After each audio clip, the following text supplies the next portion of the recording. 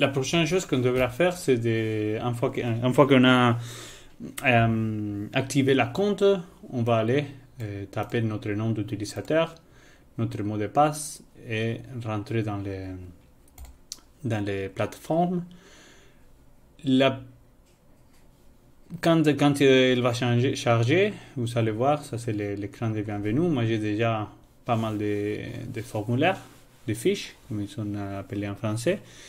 Mais la forme la plus haute de mettre l'information, c'est de la classer comme des projets et comme la bibliothèque. Ok. Donc, la plupart du temps, on sera dans les projets, mais aussi il y a l'onglet des bibliothèques. Et ici, on pourra créer un nouveau projet. Ici, on a tellement de projets comme un brouillon ou archivé. Et on peut faire différentes choses. Et quand on va à la bibliothèque, ça change un peu.